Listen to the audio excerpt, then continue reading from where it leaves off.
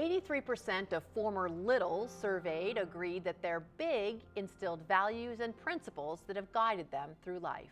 Hello and thanks for joining us. I'm Laurel Hess and this is Comcast Newsmakers. Joining me now is the president and CEO of Big Brothers Big Sisters of Metro Detroit, Jeannine Gant. Thank you so much for joining us today. Thank you for having me. The littles and the bigs, the littles benefit, but the bigs do too. The mentors, the folks that I know you're always looking for more of them that join your organization, a big payoff to help with your organization as a big brother or big sister as well. Absolutely. Our mission is really to provide at-risk vulnerable youth with a big or a mentor to have a one-on-one relationship that lasts on average about 26 months.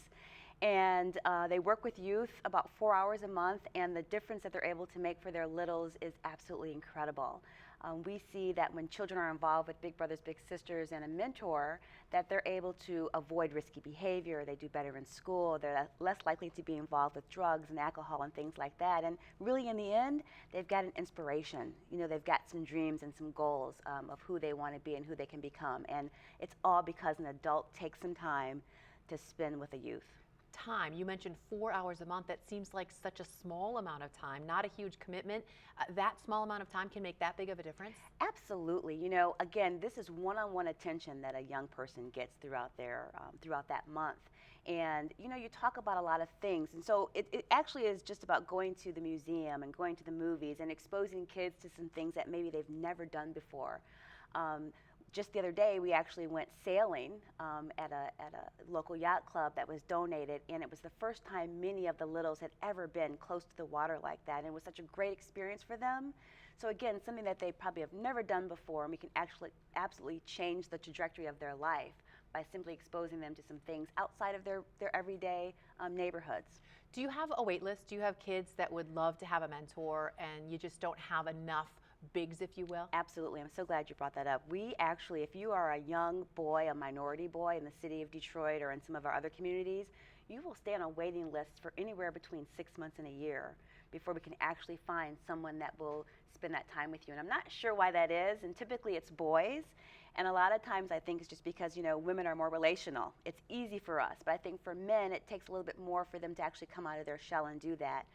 But once they do, the relationship is absolutely phenomenal, and it's great for the man as well as for the young man. So again, we've got boys waiting, and we'd love to have your viewers come out and help support what we're trying to do to help our youth.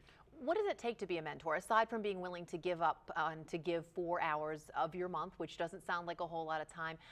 What other commitments, responsibilities, if somebody's listening and thinking they're a little nervous about doing something like this? You know, that's a great question. We actually find our mentors coming from all different kinds of backgrounds. So it could be someone that works in the workforce in a corporate environment, or it could be someone that is a manual laborer or owns a business, a student. I mean, lots of different kind of folks come out and mentor. Really, you just need to be a 4-age difference between the big and the little, and typically we're serving kids between the ages of 9 and 17. So we have a lot of folks that are probably around the age of 30, 35, 40 that are interested in spending some time. And really, we just go through an interview process, a match process. Right? So we're able to say, hey, what is it that you're interested in and what is the little interested in? And we match them according to things that they have in common. It's a great process. Wonderful organization. Thank you so much for joining us today. Appreciate it.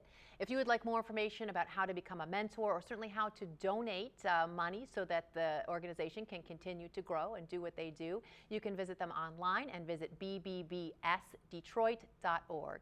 Today's Comcast Newsmaker was Jeannine Gant, the president and CEO of Big Brothers Big Sisters of Metro Detroit.